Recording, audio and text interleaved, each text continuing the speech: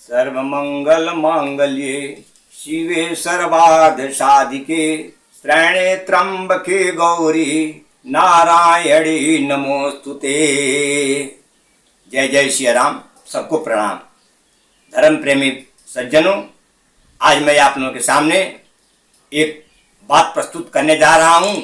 वो बात है कि कर्म प्रधान विश्व करि राखा, जो जस करहि सो तस फल चाखा। गोस्वामी तुलसीदास जी कहते हैं कि दुनिया में कर्म की ही प्रधानता है। कर्म व्यक्ति जैसा करता है वैसा फल मिलता है। ये तुलसीदास जी अपने रामायण में लिखे हैं, लेकिन उसी रामायण में कहीं दूसरा तरह से लिखते हैं कि कर्म का प्रधानता तो है, मनुष्य जैसा कर्म करता है वैसा फल पाता है। लेकिन वही तुलसीदास जी कहते हैं कि बिनु हरि कृपा तृण नहीं डोले, कि बिना भगवान के कृपा के एक तृण भी नहीं डोलता है, एक पत्ता भी नहीं डोलता है। अर्थात एक पत्ता भी हिलता है तो उसमें भी ईश्वर की कृपा होती है। तो जब ईश्वर की कृपा से ही पत्ता भी हिलता है तो हम जो कर्म करते हैं वो भी इसमें ईश्वर का कृपा है। तब इसमें हमारा क्या दोष है? हम जो भी कर्म करते हैं, कर्म प्रधान विश्व करि राखा, जब कर्म की प्रधानता है तब इसमें कर्म की प्रधानता माना जाए कि ईश्वर का कृपा माना जाए, क्योंकि ईश्वर के बिना कृपा के हम जो भी उचित अनुचित कर्म करते हैं उसमें भी ईश्वर का ही कृपा है। तो इसमें हमारा क्या दोष है? इतना ही नहीं, यहाँ भी ये भी लिखा है, तुलसी बाबा ही लिखे हैं कि सब ही नचावत राम गोसाई, नाचत नर मर कटकी नाई।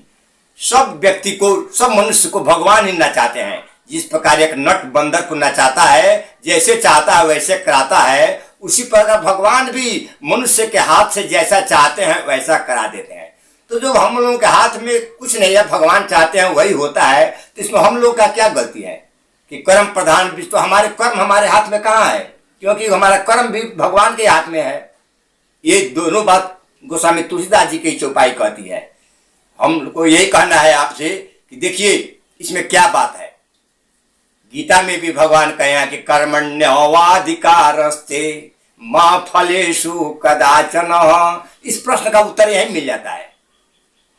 मैं इस श्लोक का आधा श्लोक याद आज बताऊंगा, पूरा श्लोक एक दिन में नहीं बताऊंगा, अगले दिन बताऊंगा। लेकिन आज सुनिए कि कर्मण्येवाधिकारस्ते, भगवान कहते हैं कि कर्म करने का आपको अधिकार छूट दे दिया गया है। कर्म आप कुछ भी कर सकते हैं, ईश्वर की कृपा है, लेकिन कर्म करने का आपका अधिकार पूरा है। कर्मण्येवाधिकारस्ते, कर्म करने का अधिकार आपको है, लेकिन मां फलेषु कदाचन, लेकिन फल में कभी भी नहीं। कर्म आप कुछ भी करिए, मन करे दारू पीजिए, मन करे गंगाजल पीजिए, मन करे शरबत पीजिए, मन करे जा करके कोई मांस मछली खाइए, ये आपकी मर्जी है। इसलिए कर्म में आपका अधिकार है। यहाँ गंगा जी बह रही है, मन करे गंगा में स्नान कीजिए, इधर नाला है, मन करे नाला में गिर करके नाला में स्नान कीजिए, ये आपका मर्जी है। इसमें कर्म में भगवान स्वतंत्र कर दिए हैं। कर्म आपके मन की बात है। क्यों? आपको एक मैं एग्जाम्पल देकर समझा रहा हूं। आप अगर परीक्षा दे रहे हैं तो परीक्षा में और एग्जामिनर क्लास में घूम रहा है तो तिरछी नजर से देखता है कि कौन लड़का क्या लिख रहा है। और कोई लड़का सही लिखता है तो अभी एग्जामिनर उसको शाबाशी नहीं देगा, उसका पीठ नहीं थपथपाएगा कि वाह बहुत अच्छा लिख रहे हो, कुछ नहीं बोलेगा, चुपचाप तिरछी नजर देख करके आगे बढ़ जाएगा। लेकिन कुछ बोलेगा नहीं कि तुम सही लिख रहे हो कि गलत लिख रहे हो। और कोई लड़का गलत लिखता है उसको भी एग्जामिनर रोकेगा नहीं, ऐसा क्यों लिखते हो, गलत क्यों लिख रहे हो। एग्जामिनर का काम है बस देख लिया, लेकिन कुछ बोलेगा नहीं। सही लिखेगा उसको भी शाबाशी नहीं देगा, और जो गलत लिखेगा उसको डांटेगा नहीं या रोकेगा नहीं। ठीक भगवान यही करते हैं कि आप जो कर्म करते हो, भगवान उस कर्म के बारे में आपको कुछ नहीं बोलने वाले हैं। तुम क्या करते हो, इसका फल क्या मिलेगा, लेकिन बस इतना ही वो बोल दिए हैं गीता में कि कर्मण्येवाधिकारस्ते, तुम कर्म करो, इसमें तुम्हारा अधिकार है, जो मर्जी हो करो। यहाँ अष्टजाम हो रहा है, मन करे अष्टजाम सुनने जाओ, मन करे तो कहीं नाच बाजा हो रहा है तो नाच बाजा सुनने जाओ, ये तुम्हारा अधिकार है। इसलिए कर्म है, कर्म तो कुछ भी कर सकते हो। भगवान का प्रवचन हो रहा है, कथा हो रहा है, भागवत हो रहा है, कथा सुने जाओ चाहे जाकर ऑर्केस्ट्रा का नाच देखने जाओ, ये तुम्हारी मर्जी है। इसलिए कि कर्म अधिकार अस्ति, कर्म में तुम्हारा अधिकार है, लेकिन उसका फल क्या मिलेगा ये तुम्हारे बस की बात नहीं है। माँ फलेषु कदाचन, फल में कभी भी नहीं है। यही मैं आप लोगों को एग्जाम्पल देकर समझाया उस विद्यार्थी और एग्जामिनर किसी कि एग्जामिनर जानते हुए भी कुछ नहीं बताएगा, क्योंकि रिजल्ट तो उसके हाथ में है।